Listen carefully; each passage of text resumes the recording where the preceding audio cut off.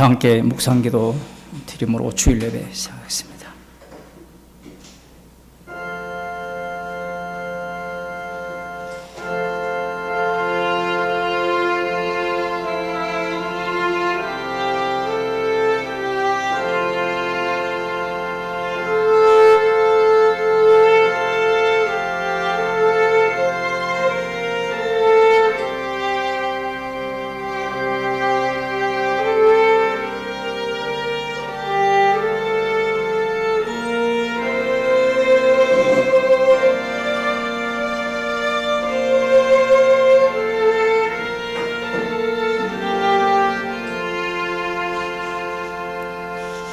사도신경으로 신앙 고백하시겠습니다.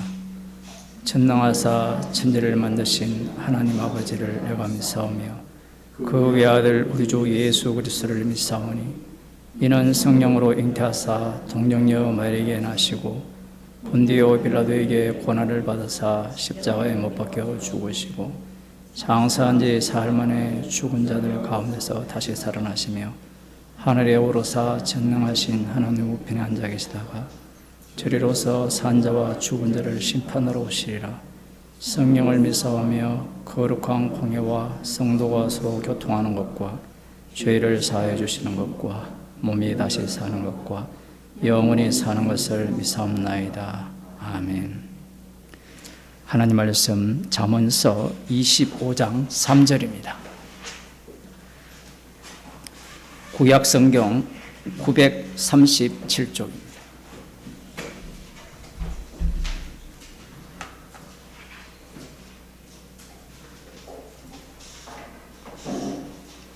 함께 읽도록 하겠습니다. 하늘의 높음과 땅의 깊음같이 왕의 마음은 헤아릴 수 없느니라. 아멘. 기도하시겠습니다. 주의 지혜를 받은 왕의 마음을 헤아릴 수 없다라고 말씀하셨습니다. 하나님의 일을 인간이 알 수 없음을 분명히 말씀하셨고, 하나님의 일은 하나님의 영만이 아신다라고 주께서 말씀하셨기에 우리들을 성령을 주셔서 성령의 인도하심을 따라 살아가게 하심을 감사드립니다. 나 홀로 독단적으로 살아가는 인생이 아니라 성령의 인도하심을 받아 주님의 증인으로 살아가는 저희들이 되게 하여 주옵소서. 예수님 이름으로 기도드리옵나이다. 아멘. 찬송가 519장입니다.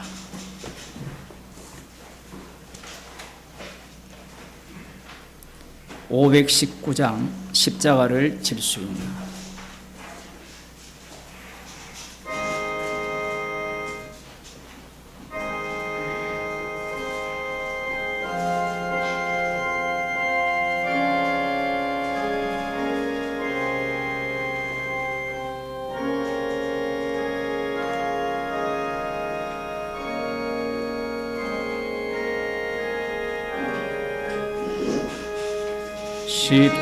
십자가를 질 수 있나 주가 물어보실 때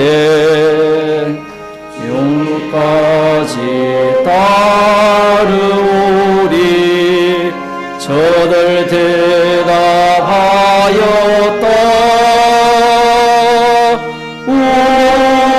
우리의 심령 주의 것이니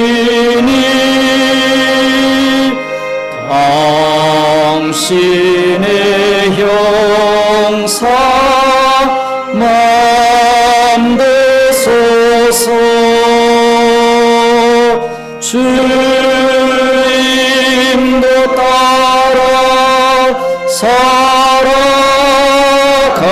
동안 사랑과 충성 늘 바치오리다. 너는 기억하고 있나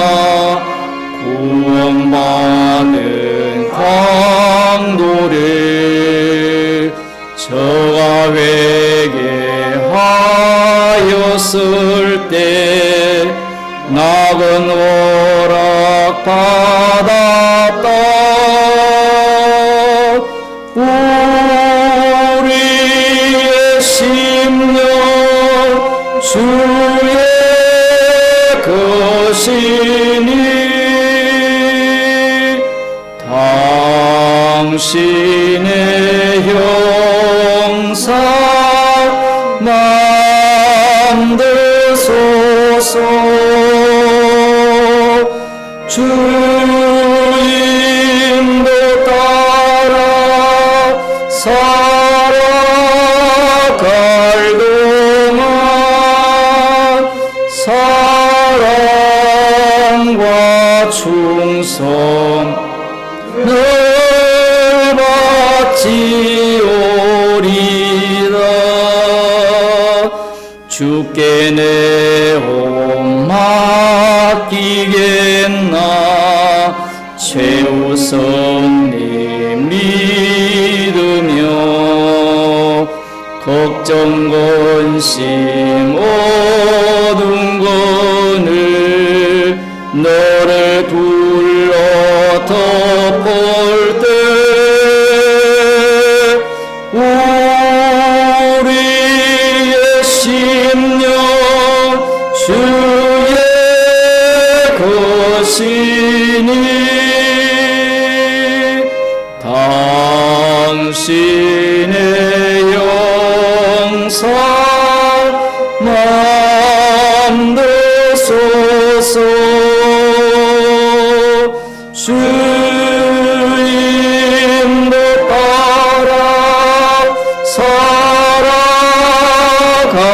동안 사랑과 충성을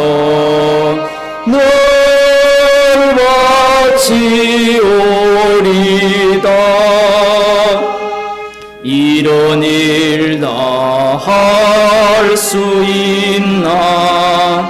주감으로 보실 때 용감한 자 옛날처럼 선뜻 대답하리라.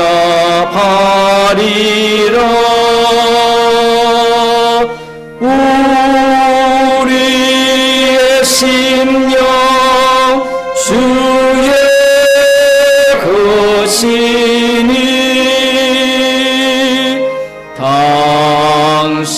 당신의 형상 만드소서. 주인도 따라 살아갈 동안 사랑과 충성을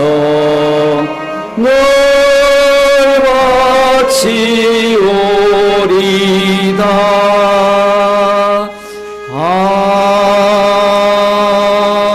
아멘. 534장 세월이 흘러가는데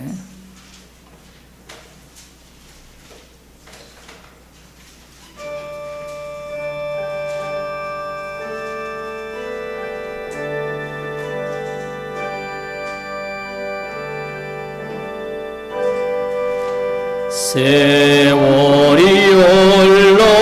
흘러가는데 이 나그네 된 나는 괴로운 세월 가는 것 그 말 길 아주 없네.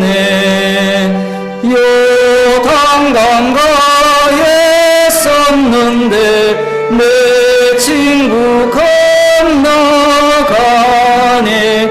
저 건너편에 빛난 곳 내 눈에 희미하다.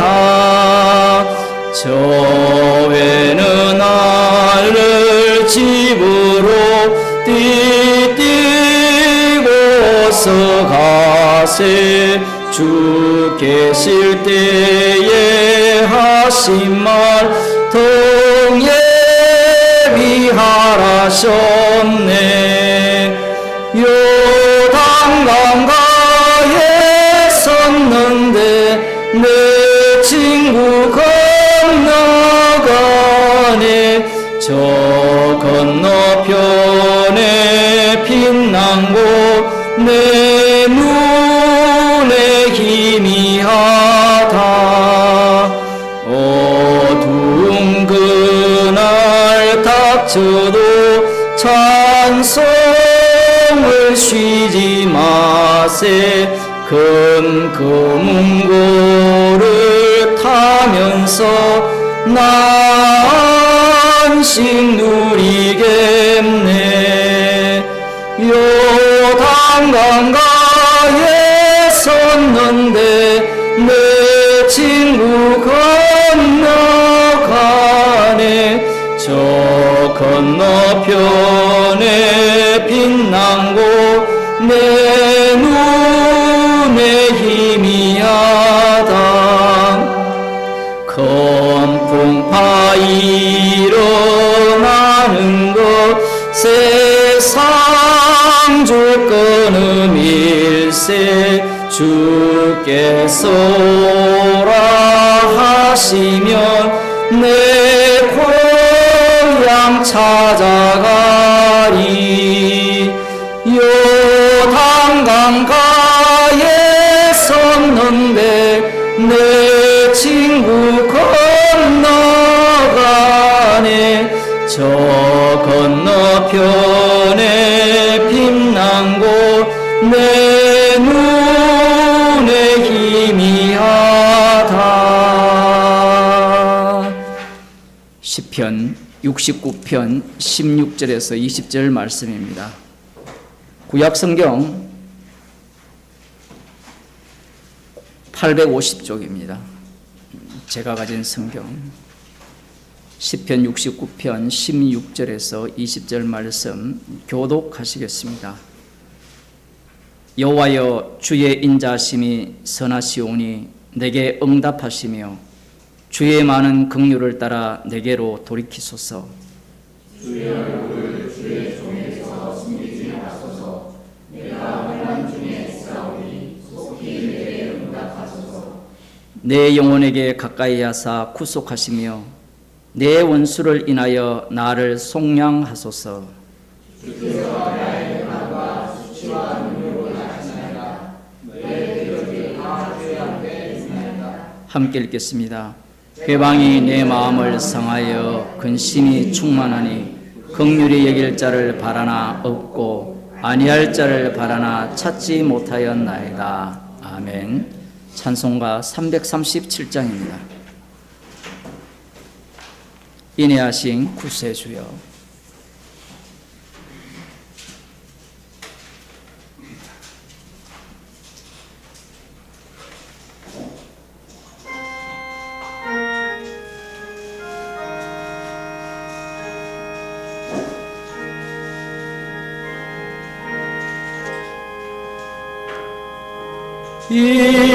인애하신 구세주여,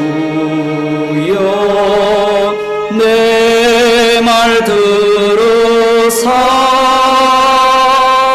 죄인 오라 하실 때에 날 부르소서. 주여 주여 내 말 들으사 죄인 오라 하실 때에 날 부르소서. 자비하신 보좌 앞에 꿇어 엎드려 자복하고 회개하니 믿음 주소서. 주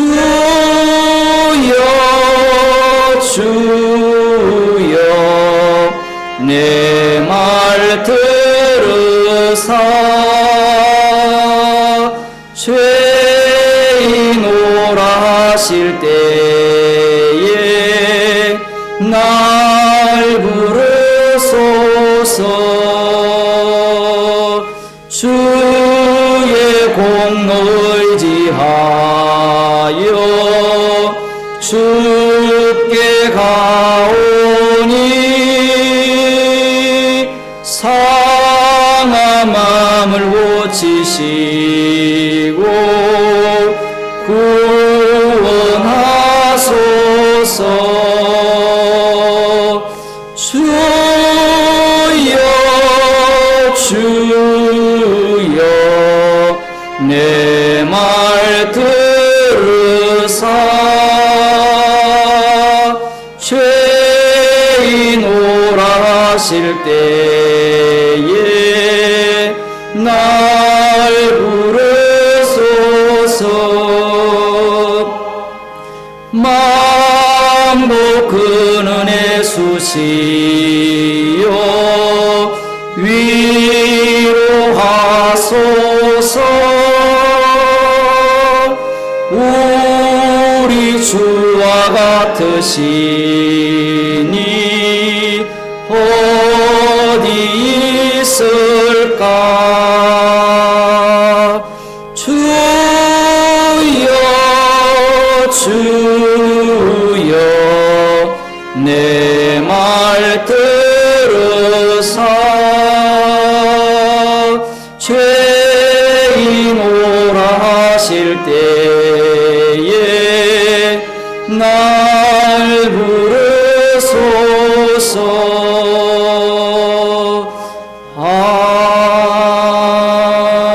아멘.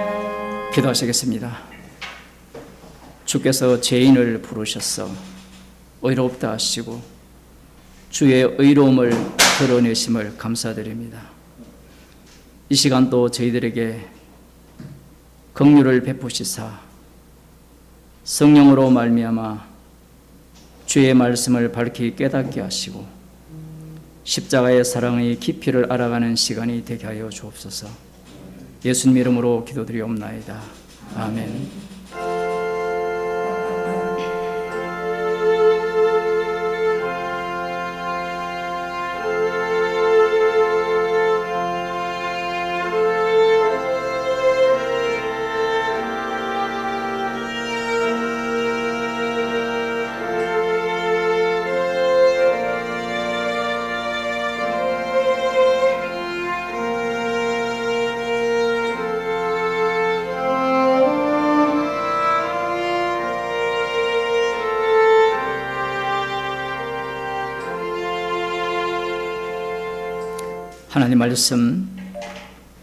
하나님 말씀 로마서 3장 5절에서 8절 말씀입니다.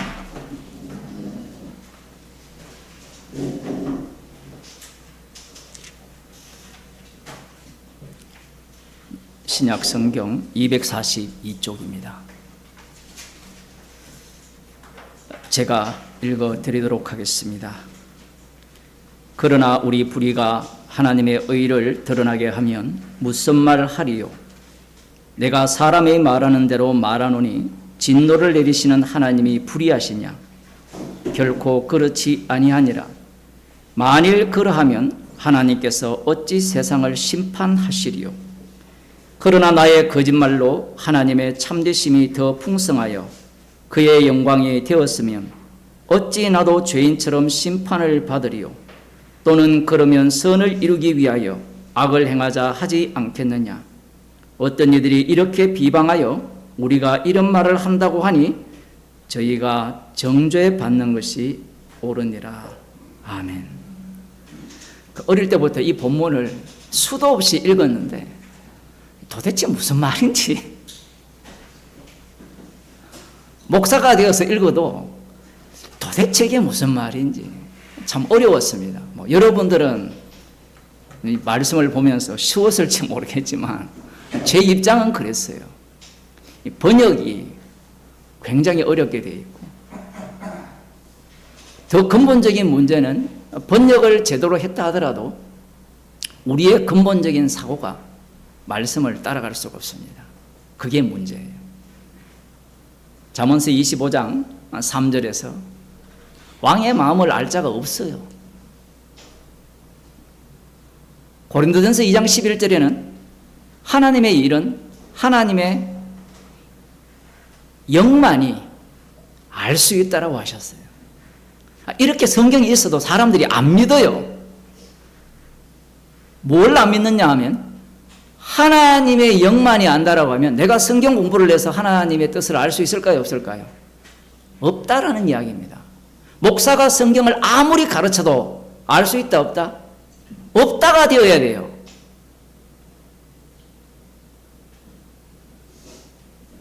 천주교에서는 신부가 아니면 전통이죠. 그 이전에 훌륭한 성인들이 성경을 아무리 해석한다 할지라도 그건 도루묵이라는 이야기예요.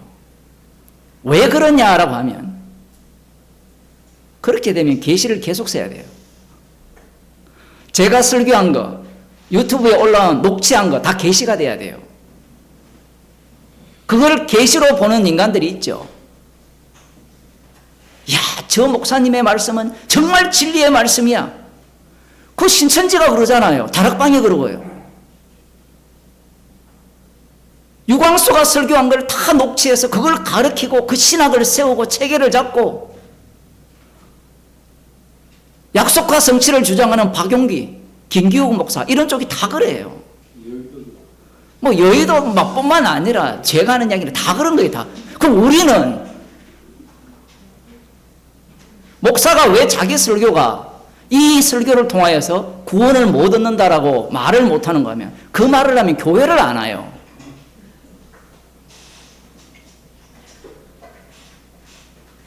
또 이렇게 이야기하면 저 목사님 봐 정말 저런 말까지 하니까 더 대단한 말씀이야.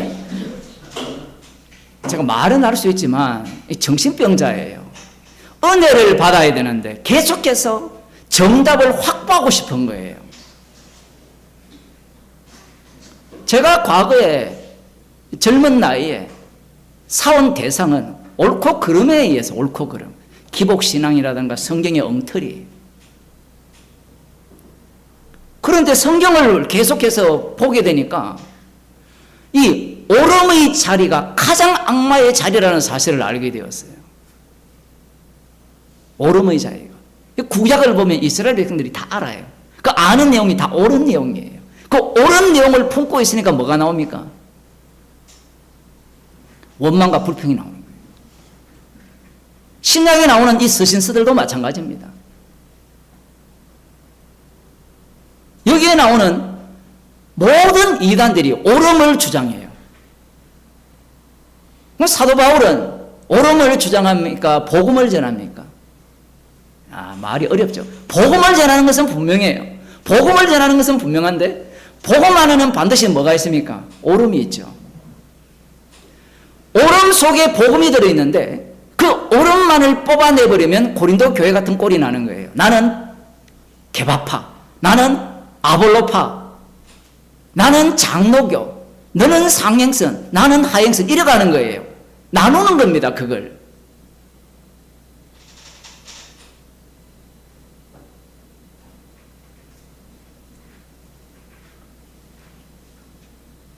복음이 들리지 않으면 옳음으로 흘러가면 옳음의 끝자락은 나의 의로움뿐인 거예요. 그런 사람에게 이 본문을 이야기하면요, 오늘 읽은 본문은 못 알아들어요. 그 사람들은 자기는 알았다 하는데 여러분들 중에 복음을 아는 사람들에게 십자가 복음을 들었다라고 하는 사람들에게 이 본문을 해석해 보라 그랬어요. 여러분들도 다 들어보셨잖아요. 한번 해석해 보세요. 시편 51편을 사도 바울이 갖고 왔거든요. 시편 51편을 갖고 오는 순간 우리는 유대인이 아니잖아요. 그 유대인들은 우기는 자들이에요. 뭘 우기느냐라고 하면, 자, 여러분에게 질문을 할게요. 사울 왕과 다윗 왕의 차이점이 뭡니까? 하나는 선택했고, 맞죠? 틀렸습니다. 둘 다 선택을 했어요. 둘 다 선택을 했습니다. 그러면 또 이 사울왕은 인간들이 원했는 게 아니냐? 인간이 원한다고 하나님이 선택은 하지 않습니다. 물론 그 죄의 깊이는 그 속에 담겨 있어요. 둘 다 선택을 했는데 왜 똑같이 범죄의 양상은 다르지만 똑같이 범죄했는데 사울왕은 버리고 다윗왕은 버리지 않았느냐라는 질문에 대한 답변을 여러분이 할 수 있느냐 이야기예요. 그걸 설명을 하면 우기는 수밖에 없어요. 그 우기는 내용을 들여다보면 자기 구원 중심, 그게 남은 자 이스라엘입니다. 지금 로마서 앞부분에는 이스라엘이라는 표현을 쓰지 않아요. 뭐라고 씁니까? 유대인이라고 쓰죠. 사도 바울이 자기 마음대로 이스라엘이라 했다가 이렇게 가는 게 아니에요. 왜 유대인을 이야기했다가 다시 이스라엘이 나오느냐 할 때는 이스라엘에서 유대인이 나오잖아요.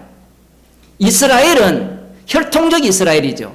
그들이 여호와 하나님께 범죄하여서 바벨론 포로로 잡혀가고 포로에서 돌아왔지만 여전히 그 죄악 가운데 거하면서 짐승이라는 바벨론, 메데파사, 헬라 마케도니아, 그 다음 로마 제국 아래에 지금 살고 있어요.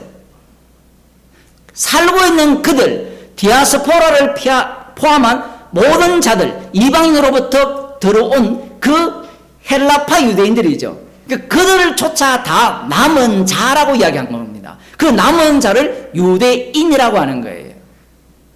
그 유대인들의 신앙을 모르면 무슨 짓을 하는가 하면 신천지 짓을 하고 하나님의 교회 짓을 하고 뭐 장로교든 개혁교회든 다 똑같아요. 우리 주변에 살펴볼 수 있는 모든 것들은 유대교의 아류에 불과해요. 로마 가톨릭에서는 교황의 말이 하나님의 말이잖아요. 그렇게 이야기하면 다 그런 건 아니고 하나를 그러든 그걸 그러든 다 똑같은 거예요.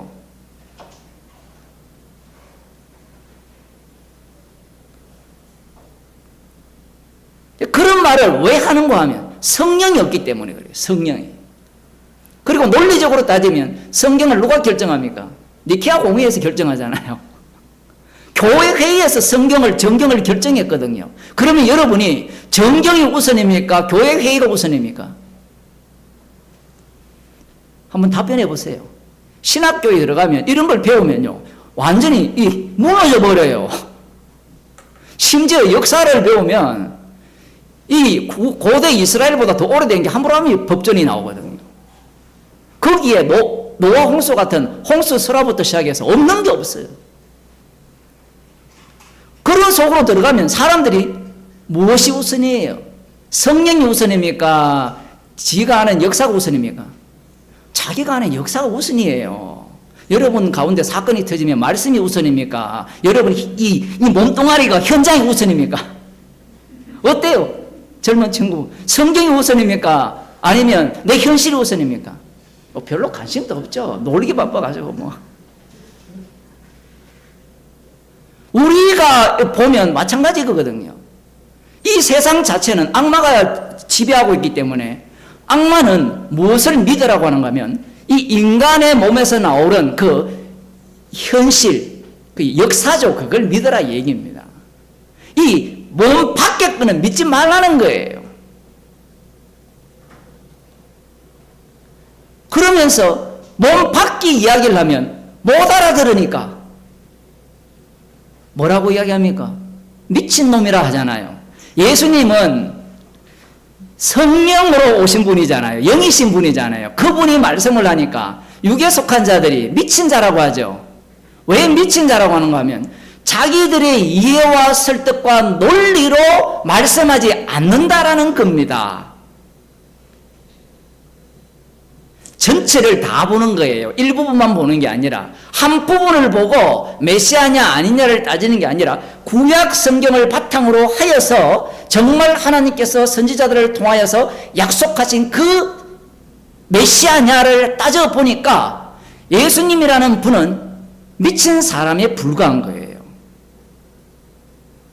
네가 하나님의 아들이라는 말 자체가 미친 사람 외에는 안 하는 말이에요. 이 하나님의 아들에 대한 개념이 두 개가 잡혀 있잖아요. 출애굽한 이스라엘을 하나님의 아들로 말씀을 하는 것과 예수님은 자신이 진짜 친아들이라고 이야기한 거예요. 친아들의 의미는 어떤 의미입니까? 사람 새끼가 사람이죠. 새끼라고 표현해서. 개새끼가 개잖아요. 그럼 하나님의 아들은 하나님이라는 이 얘기입니다. 그들 사고에 있어서는 하나님의 아들이 이스라엘 외에는 없어요.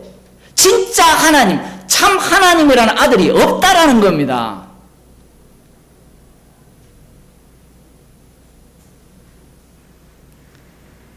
사울 왕과 다윗 왕의 차이가 뭐예요? 우리는 하도 세뇌를 받아가지고 사울 왕은 버림을 받았고 다윗 왕은 선택을 받았고 맞아요. 그런데 로마서를 읽게 되면 그 논리가 와장창창 깨어져 버립니다. 졸리시기 시작하니까 제가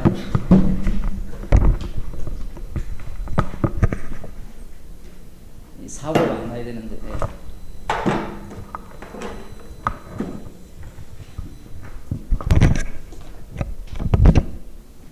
여기 아브라함이 있습니다.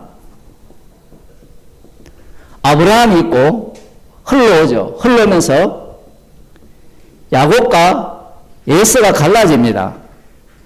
야곱과 에서가 갈라지면서 야곱에게서 13지파죠. 사실 12지파인데 13지파가 이렇게 흘러오면서 나중에는 유다지파 중심으로 바뀌어집니다.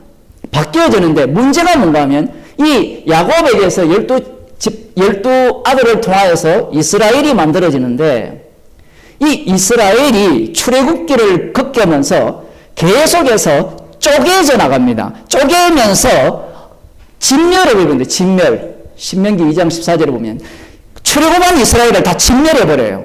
이렇게 되면 과연 출애굽한 이스라엘이 아들이냐 아니냐를 따져야 돼요. 그런데 우리는 이걸 안 따지고 그냥 구원받았지 않느냐 막 우기기 시작하는 거예요. 그 우기는 자들이 유대교입니다. 어떻게 우기느냐라고 하면 지금 여기에서 갈라졌잖아요. 이들이 누굽니까? 누구의 아들이에요? 이삭의 아들이잖아요. 상둥이 아들.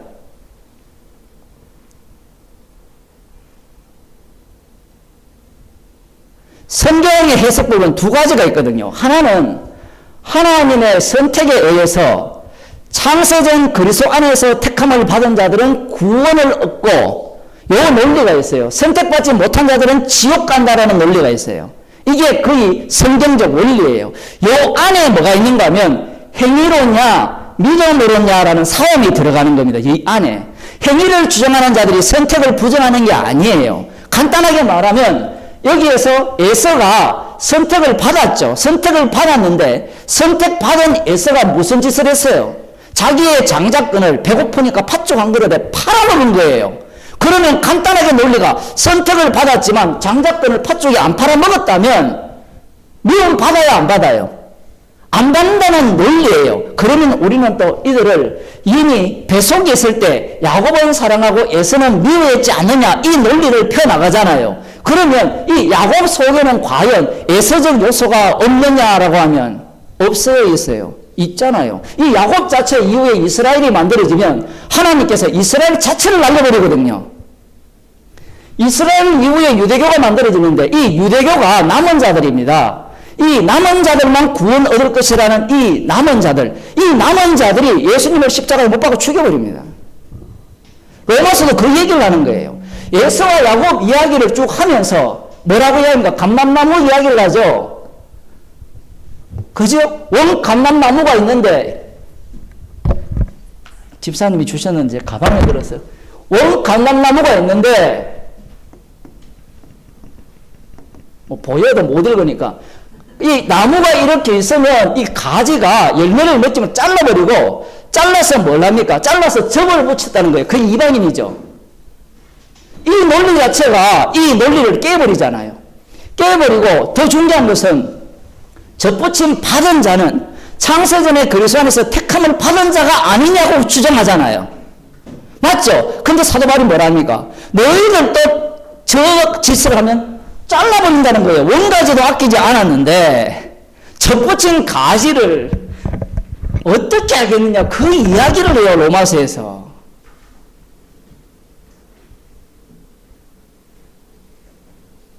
이 전체가 관심이 어디에 있는 거예요? 자기 구원에 있는 겁니다. 자기 구원. 그러면 왜 이 자기 구원론으로 빠졌느냐 하면 선악과를 먹었기 때문에 인간들은 악마가 심어준 그 사고방식을 갖고 살아요. 악마가 심어준 사고방식은 나의 구원 외에는 관심이 없습니다. 나의 구원 외에는 하나님께서 아들을 통해서 하시는 일에 대해서 관심이 없는 거예요. 특히 지금 이 사울왕과 지금 다윗왕을 비교를 해보면 여러분이라면 화가 나요? 화가 나지 않아요? 화가 안 난다는 것은 이상한 거예요. 지금 로마서에서 사도 바울이 그러거든요. 그러나 우리 불의가 하나님의 의를 드러나게 하면 무슨 말을 하리요? 내가 사람이 말하는 대로 말하노니 진노를 내리는 하나님이 불의하시냐? 지금 이 말 알아들었습니까? 이 논리가 굉장히 어려운 거예요. 그러면 성경을 찾아서 한번 보겠습니다. 사무엘상 13장을 한번 보도록 하겠습니다.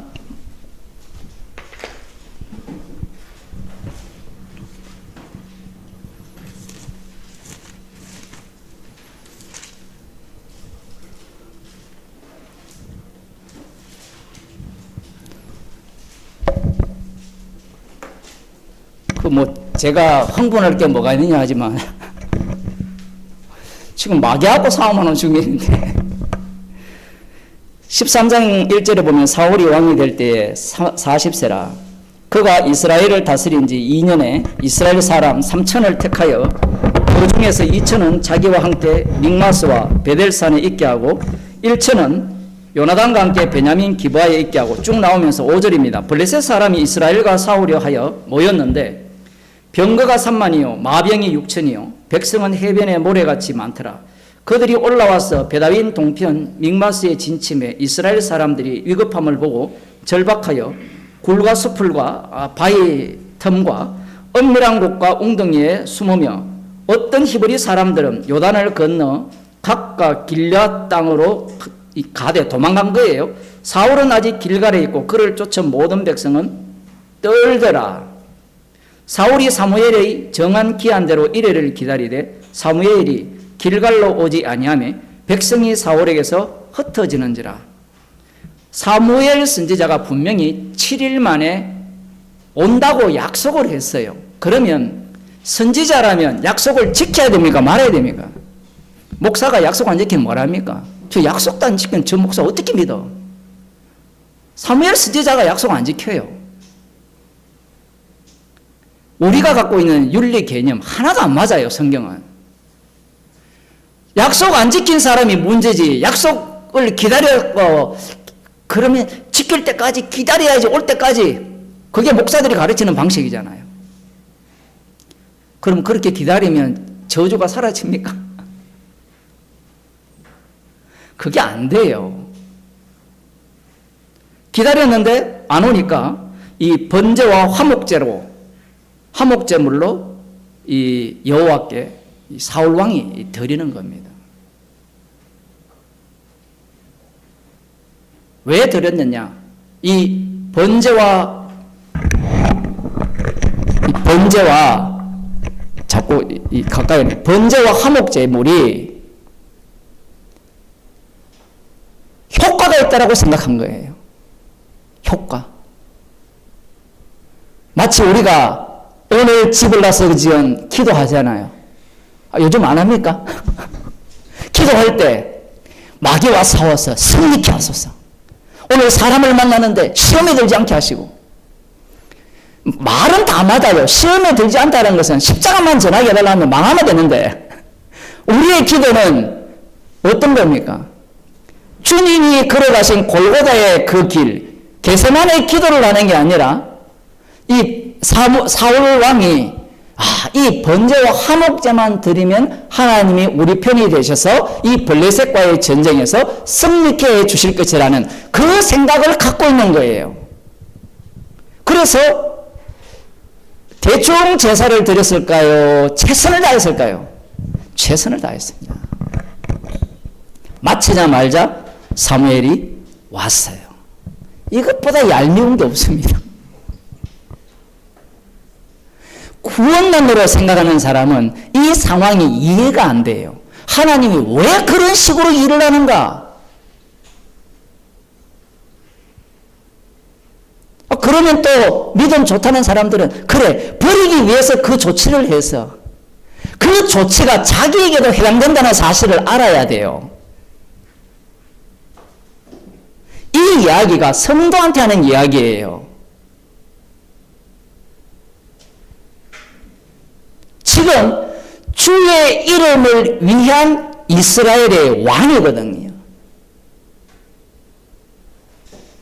사무엘 선지자가 이렇게 말합니다. 사무엘이 가로되 11절 왕의 행한 것이 무엇이뇨? 사울이 가로되 백성은 나에게서 흩어지고 당신은 정한 날 안에 오지 아니하고 블레셋 사람은 빅마스에 모였음을 내가 보았느니라. 자기가 지금 망할 형국에 있는데 왕인데 지금 이 상태에서 뭘 하겠습니까? 여러분의 형편이, 여러분의 개인 형편이 기도 나오게 하는 형편이 있잖아요. 그죠? 안 그런가요? 빗째라 라고 할 때는 마지막 단계에서 빗째라 하지만 나름대로 발부둥을 칠 거 아닙니까? 우리가 사울왕을 볼 때는 다 이해가 되고 납득이 돼요. 다급하잖아요. 저 사람들이 저 블레셋이 순식간에 쳐들어오면 망하는 겁니다. 근데 망하는 나라가 어느 나라입니까? 이스라엘이잖아요. 이스라엘은 어떤 나라입니까? 하나님께서 출애굽하여 여호와의 왕이심을 드러내는 나라잖아요. 할 말이 가득합니다. 얘기를 하면.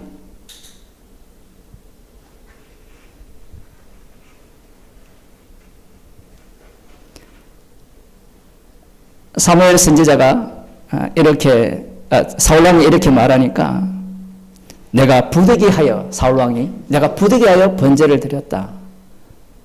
부득불 번제를 드렸다는 거예요. 어쩔 수 없이. 사무엘이 사울에게 이르되 왕이 망령되 행하였도다. 왕의 하나님 여호와께서 왕에게 명하신 명령을 지키지 아니하였도다. 지켰잖아요. 7일 동안.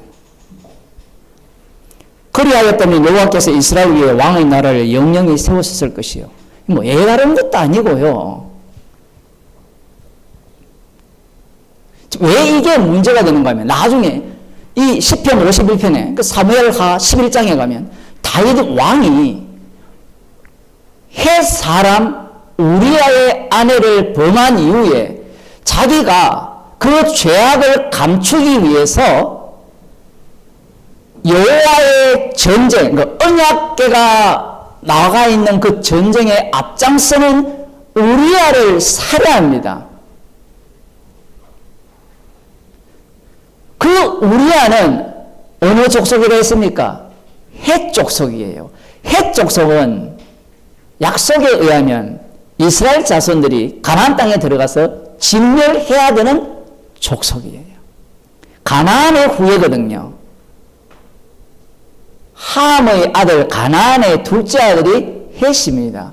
그의 후손들이 헷 족속인데 그들이 가나안 땅에 위치하고 있을 때 이 약속의 땅에 들어가서 전쟁을 할 때 그들을 진멸해야 되는데 어떻게 되었는지 이스라엘 속으로 들어왔어요. 그런데 그 헷 족속인 우리아, 그 우리아가 언약궤 전쟁은 자기가 죽은 전쟁이에요. 언약궤 전쟁은. 오늘날도 마찬가지죠. 성도의 전쟁은 십자가에 못 박혀 죽은 나니 이 죽은 전쟁을 하는 거예요.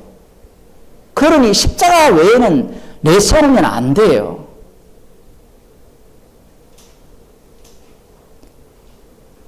사울왕의 이 행위에 대해서 사무엘 선지자가 네가 망령되이 행하였도다. 만일에 그렇지 않았다면, 명령만 지켰다면 영영이 섰을 것인데, 그럼 이 하나님의 말씀이 거짓말입니까? 참말입니까?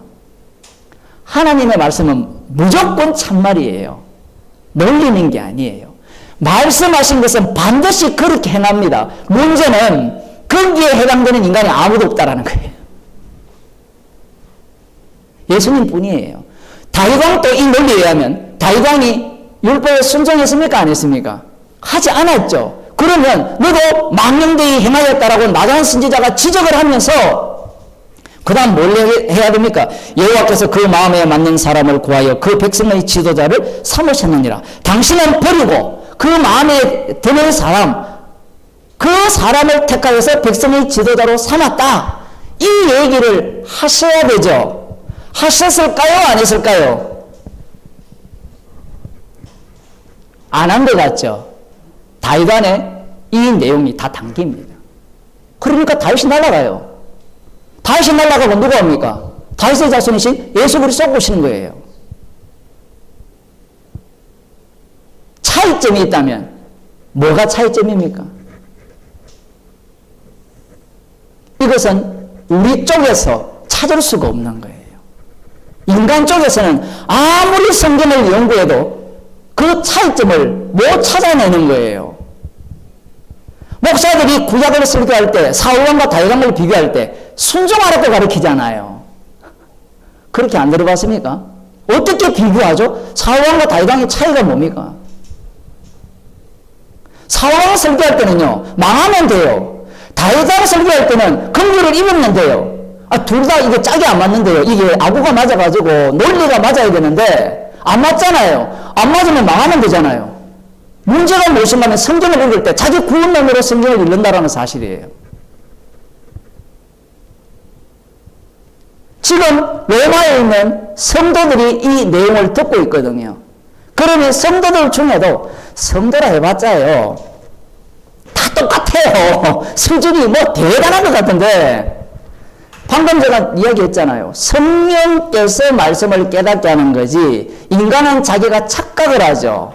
좀 지식이 들어오면 그걸 알았다고 생각하는데 그 알미, 성령의 일을, 하나님의 일을 알 수 있을까요? 없을까요? 없습니다. 그게 지금 고린도전서 2장에서 하는 이야기예요. 그런데 성도가 되었다라고 하니까 자기도 알아요. 성령 받은지. 이것도 참 어려운 이야기지만 갈라디아서에 가면 성령으로 시작했다가 육체로 마치는 경우도 있거든요. 그런 게 어디 있습니까 하면 이 디모데 후서를 보세요. 많은 사람들이 바울의 복음을 듣고 함께 하다가, 주의 일에 함께 하다가 세상을 사랑하여 다 떠나가요. 가룟 유다가 엄청나게 많이 발생하는 겁니다. 왜 이런 이야기를 못하는가 하면 두 부류죠. 두 부류. 믿음으로냐 행위로냐, 답이 이거밖에 없어요. 이 둘 다 구원론이잖아요. 인간 구원론. 그런데 구약만 읽어도 구원론이 무너지죠. 아니, 약속의 땅에 다 넣어줘야 되는데 중간에서 다 죽여버리잖아요. 그러면 아브라함의 자손들을 다 구원해야 되는데 예수님이 오시니까 그들이 누구를 죽입니까? 예수님을 살해하잖아요. 의인의 염란이 하나도 없다 했잖아요. 그 의인의 염란이 하나도 없다라는 속에 누가 들어갑니까? 나 먼저 유대인이 들어가는 겁니다. 나중에 다음 주에 보겠지만, 그런지 우리는 나오며 똑같다 이야기해요. 똑같다. 우리 속에 성도거든요. 그 성도는 십자가의 증인이지 자기 구원에 미친 사람이 아니라는 겁니다. 믿음으로냐 행위로냐라고 싸움을 했잖아요. 이쪽은 알미니안이고 이쪽은 나름대로 뭐 개혁주의, 뭐 칼빈주의 이렇게 이야기를 하잖아요. 물론 이전에 카톨릭은 뭐라 했습니까? 카톨릭도 이 두 논리가 다 있어요. 다 있으면서 카톨릭은 믿음 플러스 행위를 이야기해요. 들어보면 다 이해가 되고 납득이 돼요. 그런데 카톨릭이 틀렸다는 얘기가 아니에요. 맞는 이야기를 다 해요. 문제가 뭔가 하면 카톨릭이 되었던 개혁주의가 되었던 알미니안이 되었던 모두가 다 뭐예요? 인간 구원이 어떻게 하면 이루어지는가? 진짜 제대로 된 구원이 뭐냐를 이야기하는 거예요. 면제부를 팔아먹을 때 땡그랑 하면 땡그랑 떨어지는 동전이 따르르르르 꼬르르 소리가 나다가 딱 멈추면 죄가 사해졌다는 이게 먹히는 이유가 뭔가 하면 우리가 볼 때는 웃기죠. 그 웃기는 일을 오늘 교회에서 하잖아요.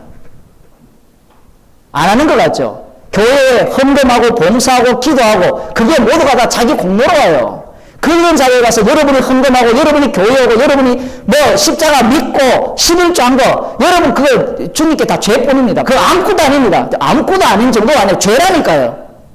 그러면 그 사람들이 헌금하겠어요? 결국은 그 논리가 뭔가 하면 다 면제부예요. 면제부. 거기에 통하는 이유가 모두보다 구원이 뭐가 관련되어 있습니까? 어제 제가 산보를 하니까 저기 일자산 광장, 잔디광장에서 공연을 하더라고요. 그 유명한 양현씨가 와서 공연을 하는데 마지막에 부르는 노래가 행복의 나라로 장막을 걷어라. 가사를 잘 몰라요, 저는. 여러분이 살면서 가장 필요한 게 뭡니까? 라고 이렇게 물으니까 희한해요. 엄청난 많은 사람들이 유구동성으로 행복력 뭐 양현 노래가 그걸 부를지 알고 왔는지 모르겠지만 모두마다 행복이거든. 행복은 구원과 직결되어 있어요. 나의 행복, 교회에 갔는데 나의 행복이 사라지면 교회 안 갑니다. 사람들이 왜 유튜브 앉아서 설교를 듣겠습니까? 물론 형편이 좋을 수 있는데 교회에 오면 나의 행복이 사라져요. 맞잖아요. 오늘 온도부터 다 다르잖아요. 저같이 열 많은 사람은 덥고 열 적은 사람은 춥고, 그 우리 집에는 완전 극과 극의 사람들이 살고 있거든요. 거기부터 불편한 거예요. 이 나의 행복, 구원, 믿음으로 구원을 얻느냐, 행위로 구원을 얻느냐, 이걸 세뇌시켰어요. 목사들이. 신학교 가면 이 싸움을 벌이거든요. 제가 속한 교단은 이쪽을 가르치죠. 믿음으로 구원 얻는다 가르쳤는데 이 믿음으로 구원 얻는 내용을 성경을 갖고 다 이렇게 끌고 와요. 끌고 온 결론이 뭔가 하면 이 십자가라는 것은 단순히 구원용이 아니라 십자가 안에는 많은 요소들이 들어가 있죠. 그죠? 하나님의 창세된 언약부터 시작해서 인간의 죄악됨과 그 죄악됨에 대한 심판과 심판 속에서의 구원과 그 모든 내용이 다 들어가 있습니다. 십자가 지신 예수 그리스도가 주되심을 위한 믿음이요 행위라고 이렇게 설명하면 행위까지도 다 끌고 와야 되거든요. 사실은 끌고 와야 되는데 하나를 날리죠. 그러니까 또 어떤 신학이 등장하겠습니까? 플러스 신학이 등장하는 거예요. 플러스. 이거로만 구원이 안 되고 행위를 해야 구원을 얻는다. 이게 1960년입니까? 70년부터 미국에서 굉장히 유행했던 신학이에요. 이제 우리나라에 광풍이 몰아치고 있거든요. 그 E.P. 샌던스라는 제가 30년 전에 대학원 다닐 때 그때 한참 막 떠들고 그랬어요. 그 30년이 지났으니까 교회 안에 장착이 되는 이유가 뭔가 하면 이것도 구원론이고 이것도 구원론이고 이것도 구원론이고 그러면 목사에게서는 이거 구원론으로 이야기해야 되는 이유가 뭐냐면 구원론으로 이야기해야 뭐가 나옵니까? 행위가 나오죠. 행위가 나와야 돈이 나옵니다. 돈이. 노림수가 여기에 있는 거예요. 물론 루터는 그 당시에 십자가를 구원받았다는 갈라디아서 강해 1, 2를 보면 그런 내용이 담겨 있는데 이 10편 51편을 보면 지난주에 제가 좀 억지 해석을 한 것 같이 보이는데 10편 51편에 죄용서에 대한 내용이 가득하잖아요. 그러면 사람들은 어디에 주목하는가 하면 죄용서만 주목하죠. 착각하는 거예요. 착각. 그런데 그 51편 4절이 전체 내용의 핵심이거든요. 그 4절만 끌고 오니까 지금 열받은 자들이 화를 내면서 로마서 지금 오늘 우리가 읽은 그런 본문이 나오는 그렇게 된다면 모든 사람이 이 다윗을 보면 또 계속 이렇게 서 있으면 또 좋으시니까 이제 또 마이크를 정치를 하고 아무도 안 좋으십니다. 지금 사울이 그렇게 했기 때문에 너를 버리고 여호와께서 왕에게 명하신 바를 왕이 지키지 아니하였으므로 너를 버리고 다른 사람을 지도자로 세웠다라고 말씀을 하셨잖아요. 그럼 이 말씀은 말씀대로 행하시는 겁니다. 행하시면 이 말씀이 누구한테 그대로 덮어씌워질까요? 아까 이야기했잖아요. 다윗 왕에게 그대로 덮어씌워집니다. 우리는 다윗 언약이라고 하니까 다윗 언약은 영원하니까 다윗으로부터 오시는 그 메시아가 우리를 구원할 거야. 그게 유대교예요. 로마서 1장에서 혈통적으로는 다윗의 자손이라 했잖아요. 로마서 1장 봅시다. 다시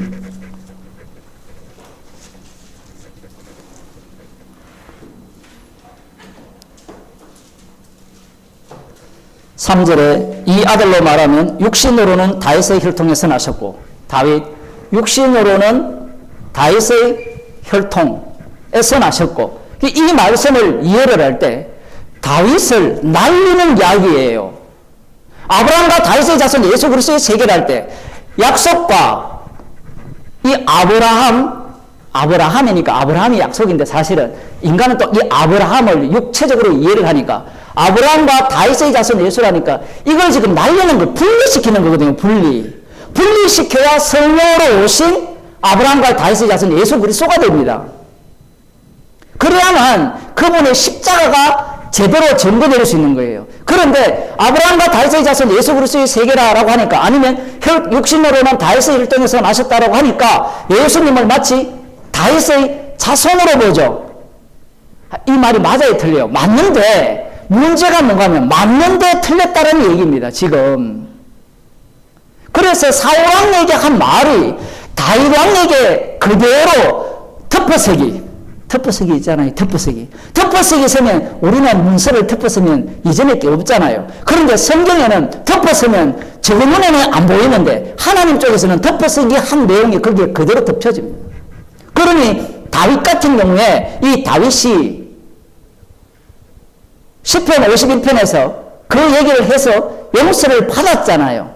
용서를 받았지만 용서를 받았다고 해서 사울 왕에게 하신 말씀이 취소될까요? 안 될까요? 안 됩니다. 용서는 용서대로 가고 심판은 심판대로 가고 명령을 안 지켰으면 다른 하나님이 기뻐하시는 자 나중에 예수 그리스도죠. 그분을 왕으로 세우시는 내용이 거기에 그대로 덮쳐져 버린 거예요. 그러니까 말씀 자체가 이렇게 병렬로 되어 있으면 이게 이렇게 합시다. 이게 사울이면 그 다음 단계 다윗이라 치면 우리는 이 두 단계 전체를 하나님의 의로우심을 드러내기 위한 말씀이라면 이 전체가 이루어져야 되거든요. 그런데 이 사울 왕에게 하는 말은 빼버리는 거예요. 빼버리고 다윗은 선택받았으니까 용서받았어. 이 이야기가 되면 무엇이 빠져버립니까? 하나님이 사울 왕에게 한 말이 거짓말이 되잖아요. 명령을 안 지켰으니까 내가 마음에 드는 자에게 왕위를 준다라는 말이 이 말씀대로 되어지려면 다윗에게도 똑같이 가야 되는 거예요. 그런데 어떻게 다윗을 용서받았느냐 이 얘기입니다. 그것은 희생물 때문이거든요. 그 희생물이 누구냐라고 하면 햇사람 우리야라는 겁니다. 이것보다 충격적인 사실은 또 없는 거예요. 햇사람이 이게 가나안 사람이잖아요. 가나안의 후손이거든요. 멸망당해야 할 이 인물이 외부 인물이죠. 이방인. 이 인물이 희생물이 되어서 다윗이 용서를 받아 구원을 얻는다는 내용을 다윗 언약 속에서 전하고 있는 겁니다. 여기에서 뽑아내고자 하는 것은 이방인처럼 여김을 받고 완전히 이 멸시받는 예수님이 이러한 대우를 받죠. 예수님이 외부에서 오시잖아요. 내부에서 오시는 게 아니라. 그걸 보여주는 겁니다. 다시 그 사무엘상, 물론 사울왕에 대한 이야기가 또 나오지만 사무엘하 11장을 한번 보겠습니다.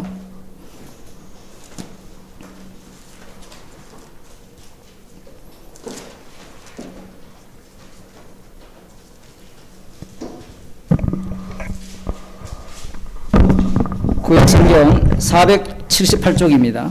해가 돌아와서 왕들의 출전할 때가 되매 다윗이 요압과 그 신복과 온 이스라엘 군대를 보내니 저희가 암몬 자손을 멸하고 랍바를 에워쌌고 다윗은 예루살렘 그대로 있느니라. 이 암몬과의 전쟁에서 승리를 했습니다. 거의 마지막 이제 라빠성 그 한 성만 남은 거예요. 그러니까 다윗 왕은 이 전쟁을 갑자기 무슨 전쟁으로 바꿔버립니까? 지금까지는 여호와께서 붙이시는 전쟁으로 생각을 했다가 성 하나만 남았어요. 그러면 왕이 갈 필요가 있을까요, 없을까요? 예? 갈 필요가 없다라는 겁니다. 그 자기가 이스라엘의 왕이라는 거예요. 그 상황인 겁니다. 이미 출발 자체가 이미 이런 여건이 된 거고, 그런 상황에서 이 다윗이 우연히 이 햇사람 우리아의 아내를 보고 그리고 그를 취하여서 그 범죄를 숨기기 위해서 우리아를 암몬 사람의 손에 죽이는데, 그 죽이기까지 누가 뒤에서 보이지 않는 손으로 작동합니까? 다윗 왕이. 아담 스미스입니까? 보이지 않는 손을 작동해서 모압에 의해서, 이방 사람 모압에 의해서 죽임을 당하도록 만들었죠. 그런데 그렇게 죽였어도 이 다윗은 자신의 죄를 깨달아요, 못 깨달아요? 율법은 알고 있잖아요. 율법은 알고 있어도 그 아는 것에 대해서 좀 우리가 잘 알아야 돼요. 안다고 해서 자기가 그걸 깨닫는 게 아니에요. 인간이라는 자체가 그렇게 간단한 문제가 아닙니다. 아니까 숨기려고 하는 거잖아요.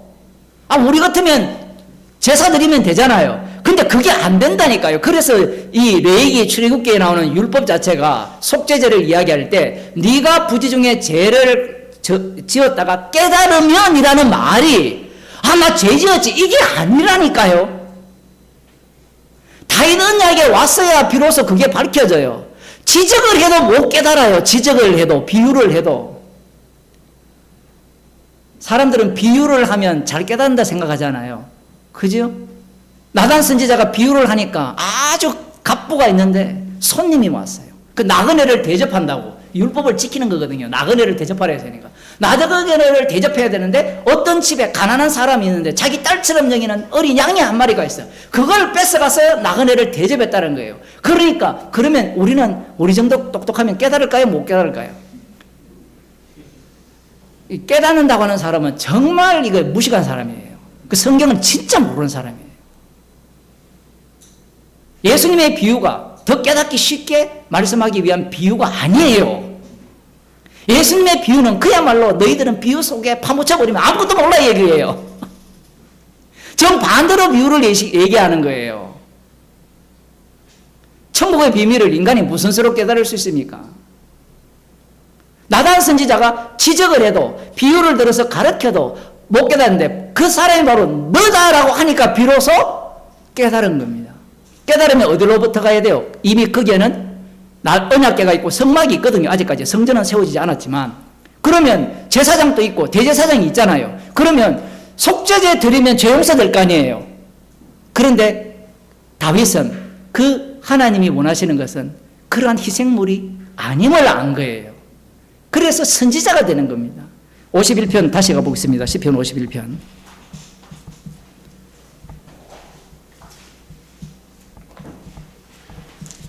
만일에 그 사울 왕에게 이 사무엘 선지자가 사울 왕에게 한 말의 논리라면 어떻게 이야기해야 됩니까? 당신이 왕은 율법을 순종하는 자여야 되거든요. 최종 판결자이기 때문에 판결자는 반드시 율법대로 살아야 됩니다. 그러면 율법대로 살지 않았다는 것은 하나님의 명령에 불순종했죠. 불순종했다면 어떻게 해야 돼요? 당신에게서 자리를 뺏어 남에게 줘야 되죠. 그 얘기를 안 한다고 해서 우리는 안 줬다라고 생각해요. 안 줬다라는 게 다윗 언약이라는 게 나오거든요. 사무엘하 7장에 보면. 네 위가 영원할 것이라. 이 말을 유대교식으로 해석을 하는 거예요. 유대교식으로. 그걸 그대로 갖고 오면 창세전에 나는 택함을 받았기 때문에 나의 구원은 영원하다. 이거하고 똑같은 논리예요. 날마다 십자가와 만나는 즐거움이 있어야 되는데 십자가와 만나는 즐거움은 너무나 불안정해요. 맞죠? 십자가와 만난다는 것은 내 죄가 드러난다는 거잖아요. 그러면 내 죄가 드러나면 어떤 상황입니까? 주의 사랑에서 끊어질 수 있는 상황이잖아요. 그런 걸 사람들이 원하지 않는 거예요. 십자가가 밝게 보인다는 것은 주의 사랑에서 끊을 수 없다라는 상황이거든요. 근데 이게 오늘 아침에 양자역학 갖고 이 우주론 갖고 이제 어떤 똑똑한 교수님들이 얘기하는 대화하는 얘기가 나오는데, 우주의 중심이 있느냐, 그 말 자체가 틀렸다는 얘기죠. 제가 그걸 보면서 그 물리학 교수가 지 말을 주장하기 위해서 모든 자기가 위치한 곳이 다 중심이라는 거예요. 이게 똥인지 된장인지. 그러면 또 사람들이 아무리 이해도 안 돼요. 그거는. 그런 논리를 펴는데 이 말씀에 대한 것도 마찬가지입니다. 말씀을 우리는 계속해서 나의 구원론 중심으로 성경을 해석하려고 하고 받아들이려고 하거든요. 구원이라는 것은 행복과 관련되어 있고, 행복은 안정된 상태에서 나오는 거예요. 불안하면 행복하지 않는 거예요. 오죽하면 적절하게 먹어라. 에피쿠로사파입니까? 그런 이야기가 왜 나오겠어요?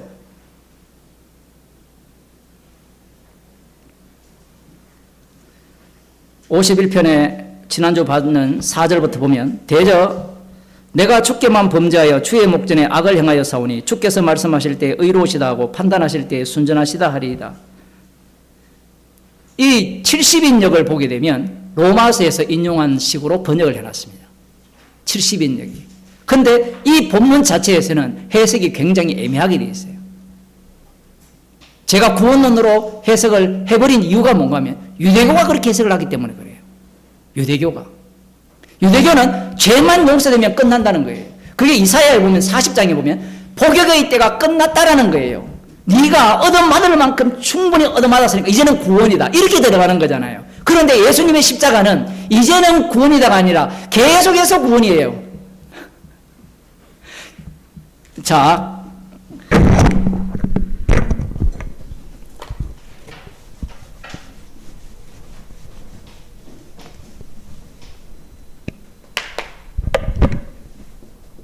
십자가와 부활 이렇게 쓰잖아요. 우리가 십자가 부활.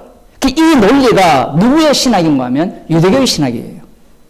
고난이 끝났고 내 죄가 용서되었으니까 이제는 부활의 세계라는 거예요. 그런데 주님이 몰고 온 세계는 어떤 세계였습니까?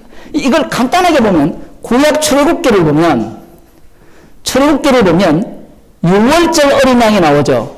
6월절 어린 양이 양의 피로 구원을 받았잖아요.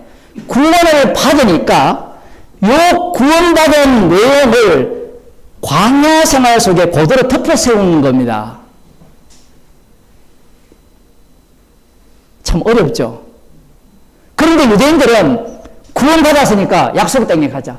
약속의 땅의 실체가 이거예요. 똑같습니다. 십자가와 부활이라 했을 때 십자가 안에 부활이 있는 거예요. 뭐 십자가 위에 부활해도 뭐 말은 뭐 상관이 없지만, 그러면 십자가가 전파되는 곳이 부활의 현장이에요.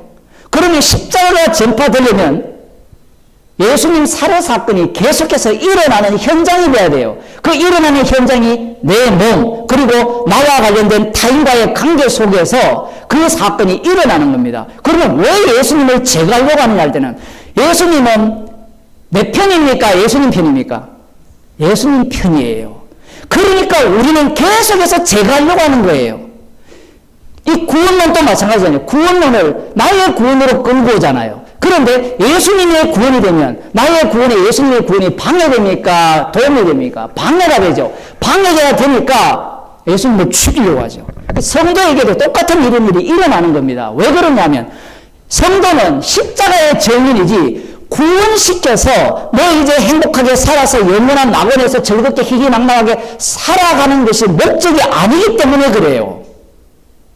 그런데 기독교나 카톨릭이나 모두가 다 어디에 가 있습니까? 이 땅에서는 행복하고 잘 먹고 잘 살고 죽어서는 천국 가는 이 논리를 갖고 있거든요. 이 논리를 누가 갖고 있어요? 바리새인이 갖고 있잖아요. 그들은 부활을 믿잖아요. 부활을 믿지만 그 세계는 일단 미지의 세계라 칩시다. 그러면 이 땅에서는 어떤 세계가 되어야 되냐 할 때는 선지자들의 약속에 의하면 행복한 세계, 자기 자신들이 왕노릇하는 그 세계를 이들은 꿈꾸고 있는 거예요. 그게 유대교입니다.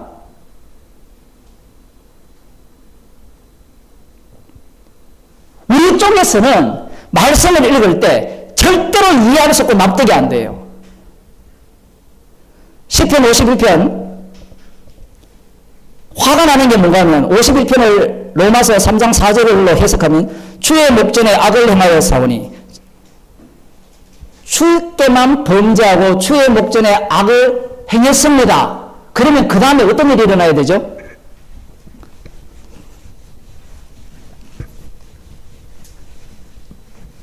유대인이라면 금방 답이 나오는데, 예? 주께만 범죄하고, 그 다음, 주의 목전에 악을 행했다죠, 악을. 유대인에게는 뭐가 있어요? 율법이 있죠. 왕은 앞장서서 법을 지켜야 되는 사람이잖아요. 그러면 주께만 범죄하고, 왜 주께만이라고 하면 이스라엘 자체는 주께 범죄하는 것 외에는 아무것도 없어요. 그래서 출애굽기 레위기를 제대로 읽으면 이스라엘 진영이 이렇게 있으면 여기 성막이 있고 이렇게 있으면 이 그물망의 네트워크가 다 뭘로 이루어집니까? 율법으로 엮어버리죠. 율법이 계속해서 추가되죠. 사건이 일어날 때마다. 그러면 율법이 없는 게 없어요.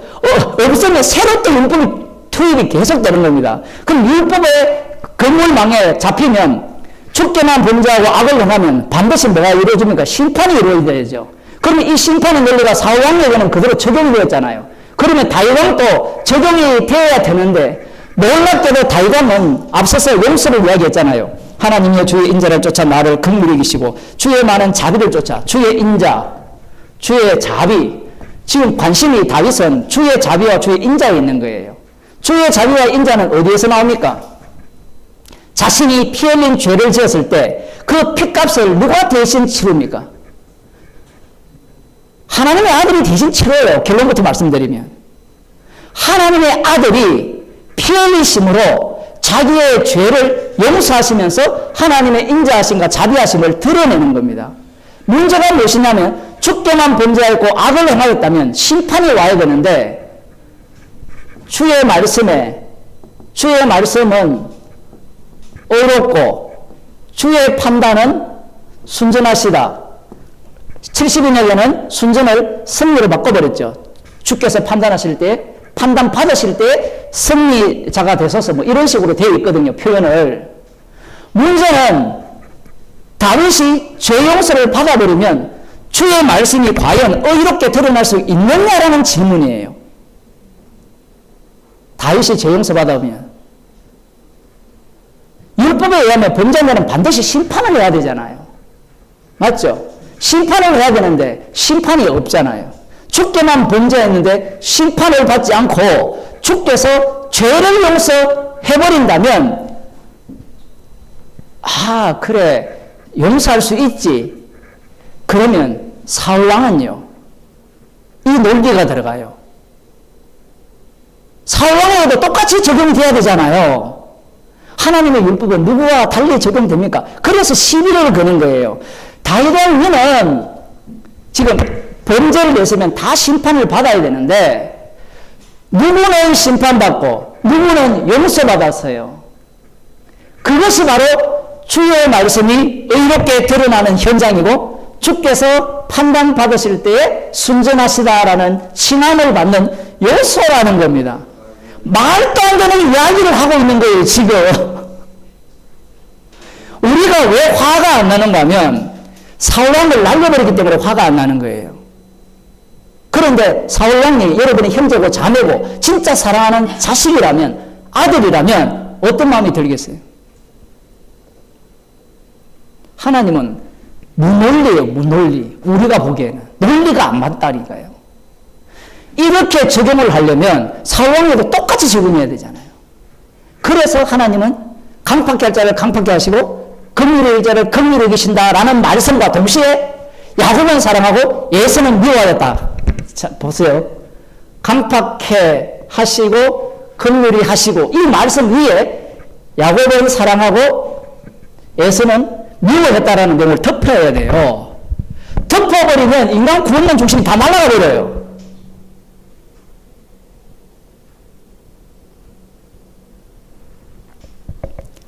지금 다윗의 시편 51편 4절만을 갖고 왔는데 그 안에 유대인들이 있잖아요. 로마 교회 유대인들이 시편 51편을 이들을 잊을 수가 없는 겁니다. 그 얘기를 할 때 다 알아듣는 거예요. 이렇게 얘기하면 성도들조차도 어떤 사람들은 이렇게 비아냥거리를 할 때 이 어떤 사람이 교회 밖에 있을까요? 안에 있을까요? 안에도 있고 밖에도 있을 수 있죠. 교회 맛을 안 사람들이 얘기할 거 아니에요. 우리들도 교회 안에 있으면서 이런 질문을 안 해봤습니까?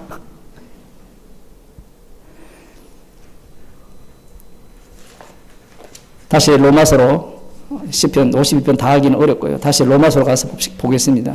여기 보면 그러나 우리 불의가 하나님의 의를 드러나게 하면 무슨 말이요? 놀랍게도 다윗의 불의가 하나님의 의를 드러내게 했고 사울왕의 불의가 하나님의 의를 드러내게 했어요. 한쪽은 어떻습니까? 한쪽은 심판해버리고 왕을 교체해버리고 다른 한쪽은 용서를 해버렸어요. 둘 다 하나님의 의를 드러낸 거예요. 그래서 하나님의 심판은 정의로운 겁니다.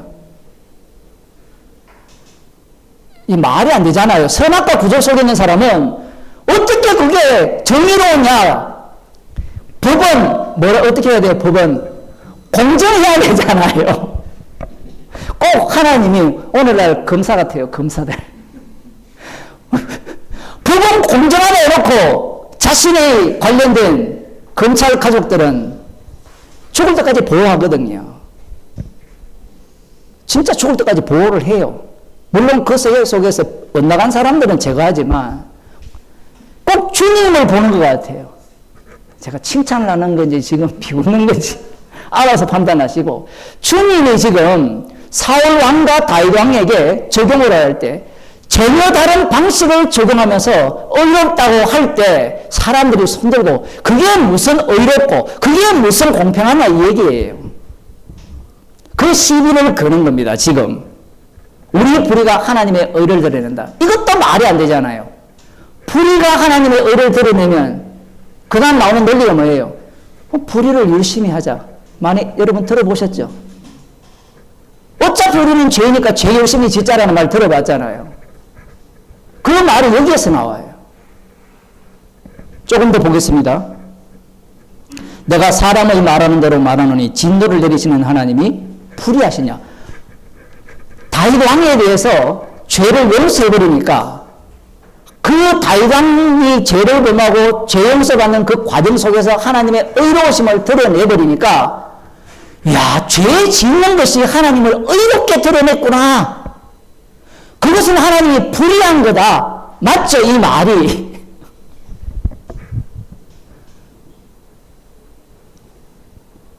그 인간적으로서 감당이 안 되는 거예요. 그 논리를 그 다음 좀 더 봅시다.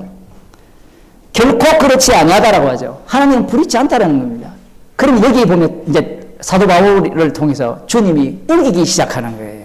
결코 그렇지 않다라는 겁니다. 그래서 성령 받은 사람만 사도 바울의 논리로 들어와서 십자가와 만나게 돼요. 그런데 성령 받지 못한 사람들은 사도 바울의 이 멀티죠. 완전히 이 양쪽으로 다 공격을 해버리죠. 인간은 미시 세계에 들어가면 둘 다 동시에 못 봐요. 맞잖아요. 한 사람이 둘 다를 못 본다니까. 그냥 그러니까 그렇다라고. 이게 인간의 한계예요. 본인은 절대로 둘 다 관찰을 못해요. 입자가 되든지 그 파동이 되든지. 고양이가 죽었다 살았다.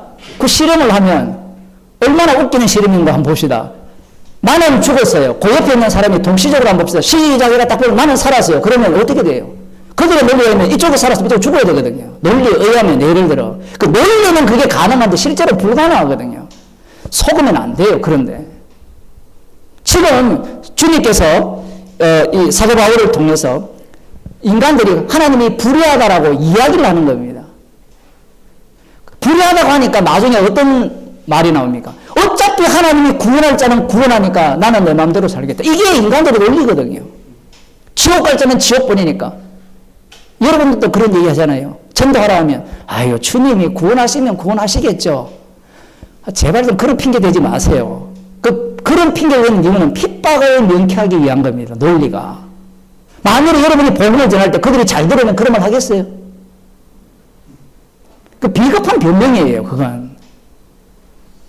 성도는 주님의 증인으로 불렀지 우리가 하나님이 아니에요. 말씀에 있는 논리를 끌고 와서 자기 정당화를 시킨다는 거예요. 하나님 진노를 내리는 하나님이 불의하시냐?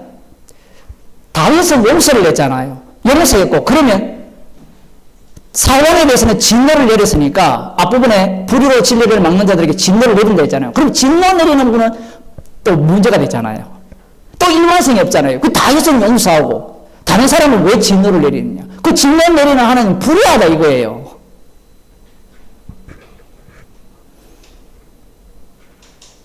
우리가 성경을 해석을 할 때 우리가 이해하는 쪽으로 해석되어야 한다는 사고방식이 무너져야 돼요. 그게 성령의 일입니다. 그래서 성경 말씀을 다 읽으면요. 어느 것 다 읽고 다 이렇게 받아들이게 되면 잠을 깨웠어요. 그래서 요한계시록에서 어느 것 하나 더하거나 빼면 이 얘기를 왜 하는가 하면 빼는 이유는 내 논리로 성령을 끌기 위해서예요. 더하는 이유는 내 논리로 끌기 위해서 그래요.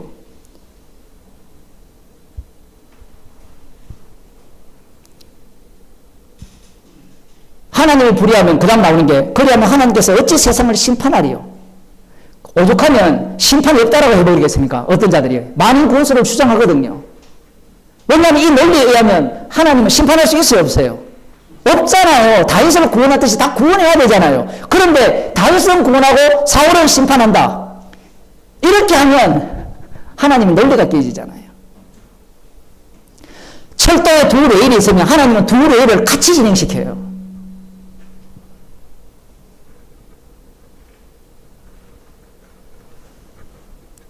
결코 그렇지 아니하니라. 만일 그러하면 하나님께서 어찌 세상을 심판하시려. 불의하지 않다라는 거예요. 이렇게 되면 너희들이 갖고 있는 의와 불의, 주님이 갖고 있는 의와 불의가 같다는 말이에요? 다르다는 말이에요? 다르다라는 이야기입니다. 인간이 갖고 있는 선악구조, 그 선악구조와 전혀 다르게 주님이 일을 하신다는 거예요. 인간들이 갖고 있는 선악구조를 하니까 그냥 이방인들이 생각하지 마시고요. 이방인들이 어디에 포함됩니까? 유대인 속에 포함되거든요. 그래서 앞부분에 율법 이야기를 한 거예요. 율법의 선악기준, 그것이 그들이 갖고 있는 선악기준인데 이 주님이 말하는 선악기준은 율법의 완성으로서의 선악이래요. 이걸 무슨 수로 인간들이 따라잡겠습니까? 지금 이 말씀을 듣는 로마에 있는 성도들은 자기 구원론에 빠진 자들이에요. 표현을 하면. 왜냐하면 뒤에 보면 그러면 우리는 나은요. 이 얘기를 한 이유가 우리는 저들과 다를 것이다.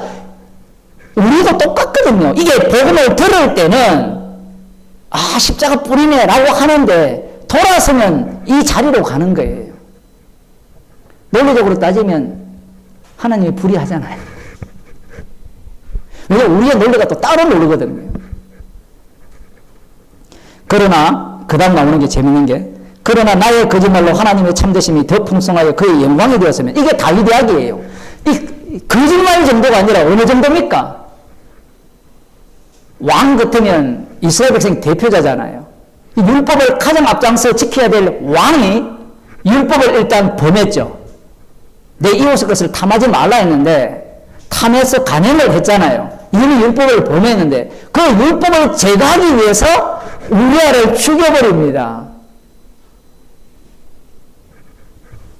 그 죽임으로 말미암아 뭐가 드러났다는 거예요? 하나님의 참되심이 더 풍성해졌다라는 거예요. 그게 사실입니다. 맞죠?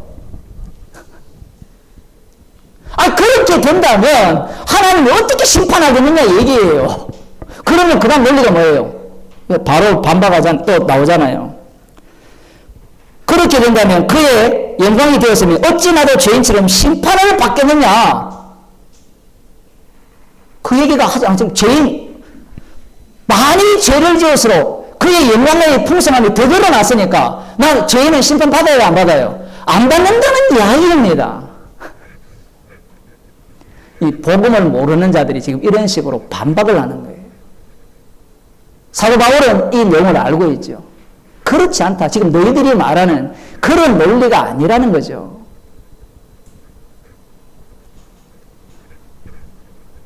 두 가지가 지금 같이 가고 있죠.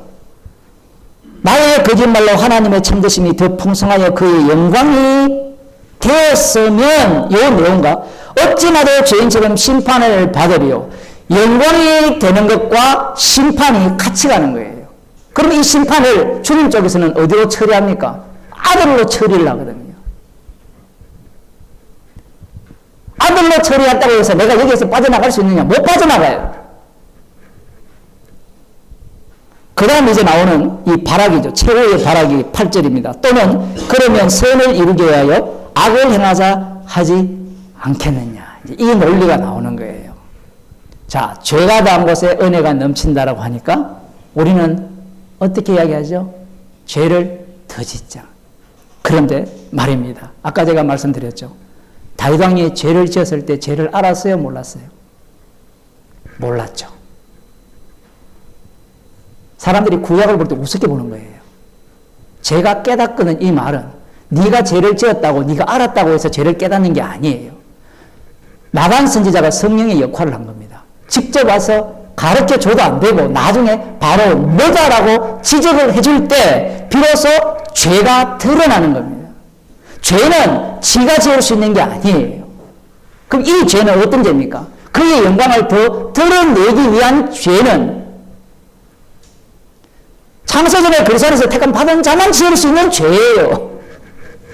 그런 자는 이 사람들처럼 그래 은혜를 더하기 위해 우리 죄를 더 짓자 이런 소리 안 합니다. 그건 뭘 비우는가 하면요. 십자가의 사랑을 비우는 거예요. 그 말을 하는 이유는 자기 구원론에 빠졌기 때문에 그래요. 그래 우리는 죄 지읍시다. 성경에 죄 지으라는 말이 있어요, 없어요? 없죠. 없는데 왜 복음을 듣고 난 뒤에 죄를 지읍시다라는 말을 할까요? 구원론에 빠져서 그래요. 왜 자꾸 목사님은 구원론을 공격하느냐 하면 합니까? 물으신다면 한번 보세요. 신학 자체가 어떻게 형성되어 있습니까? 구약 이스라엘부터 찾아보면 그들이 자기 구원론으로 여호와를 보잖아요. 그 여호와가 우상이잖아요. 그러면 신약은 어떠냐 하면 캐톨릭이 그 로마 기독교가 공인되고 난 뒤에 392년입니까? 공인되고 난 뒤에 어떤 사태가 벌어집니까? 모든 게 인간 구원론으로 바뀌었잖아요. 종교개혁도 인간 구원론이에요. 그러면 목사님 구원 없는 복음이 있습니까? 있죠. 구원 없는 복음이 있습니까? 뭐 구원은 반드시 있어요. 복음에는. 그런데 구원 중심이 아니라는 겁니다. 그래서 지금 그 10편 51편 4절이나 로마서 3장 4절에서 주께서 주의 말씀에 의롭다함을 얻으시고 판단받으실 때 이 길을 하심이라. 이걸 위해서 세상을 지었고 인간을 만드셨고 이스라엘을 뽑으셨고 모든 사람을 죄 아래 가두어 두신 거예요. 이것이 주로 인하고 주께로 돌아가는 내용입니다. 모든 만물이 십자가 지신 아들에 의해서 지어진 거예요. 아들을 위하여 지어진 거라는 겁니다.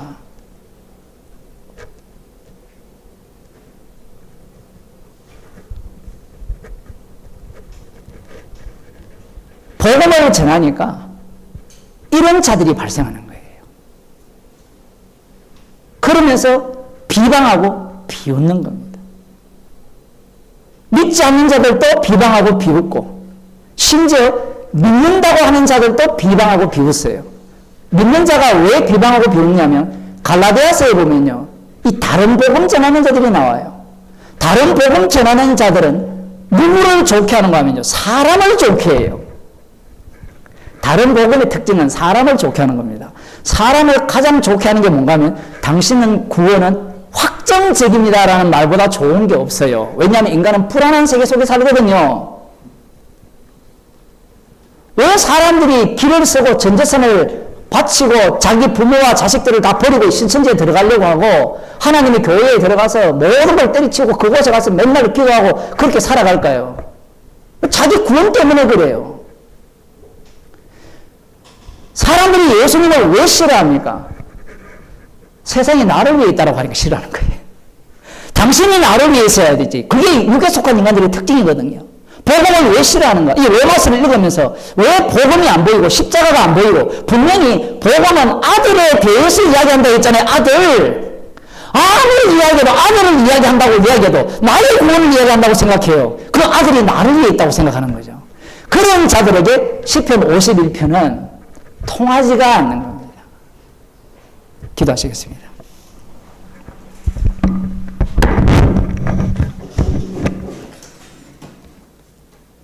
하나님 아버지, 십자가 지신 예수님만이 주되심을 드러내기 위한 주님의 일을 우리들이 알 수도 없고 이해할 수도 없고 오로지 성령을 통하여서 십자가만 밝히 보이는 세계로 인도해 주심을 감사드립니다. 나의 구원과 행복을 꿈꾸는 자들이 아니라 십자가의 피로만 감사하며 주님의 십자가로 드러내신 그 영광을 찬미하는 주의 백성이 되게 하여 주옵소서. 주 예수 그리스도의 은혜와 하나님 아버지의 크신 사랑과 성령의 교통하심이 조롱당하고 비방받기를 원하면서 십자가의 사랑만을 담대히 전하기를 원하는 주의 백성에게 축원하옵나이다. 아멘.